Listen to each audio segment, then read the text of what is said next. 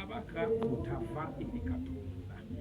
Ekigambo kyo kyogera nti mu biro eby'okukkirizibwamu n'abawulira era n'abaanukula mu nnaku zammwe ez'obulokozi bwammwe.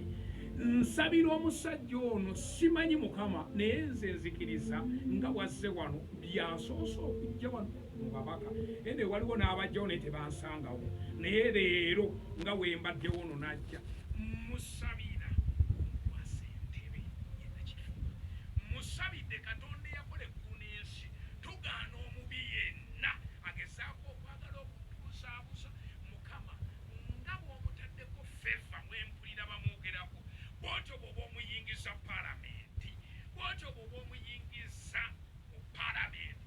Nzikiriza bamalayika ba Katonda bayoyoote ekifo kye, bamalayika ba Katonda bamuwa amagezi. Ekigambo kyo kyogera mu James 3:17 nti amagezi agava waggulu.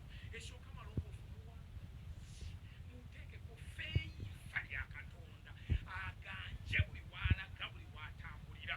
Musabidde okuganja kwa Katonda omwanjula eri abantu n'abatamulabangako ne batasobodde kutuukako yogereka. Ekyo kisobola Mukama.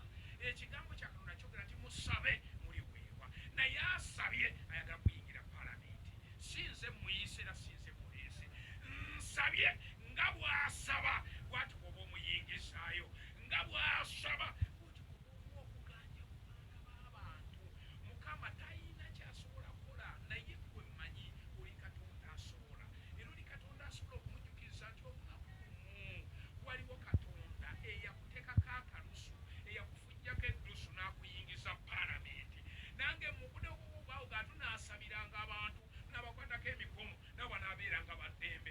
Muyingiza amagenda ge, era Mukama tuyise baherepa bonna bamuyingiza mu desitini ye, tuyise abayambi, tuyise buli ku polling station bonna wabeerewo abaagala, abayaayaana, abamuyingiza mu magenda ge. Tuyise Mukama gwe Katonda akola eby'amaanyi, mukolere ebyekisa ekingi, mukolere ebyenjawulo nga basse wano ku Victory, muwanguze mu linnya lya Yesu. Mukama ffe aba Victory tulina omubala ogugamba in every battle we win. Victory is our covenant. Muwanguze mu buli kimu kyonna, kubanga obuwanguzi ndagaano yaffe. Nga bwazze wano omuntu bwagibwa mu nnyanja n'ateewala kutoba, naye agende n'obuwanguzi mu linnya lya Yesu, agende n'obuwanguzi ng'erinnya ly'ekkanisa bwe ligamba nti ffe tuli ba Victory.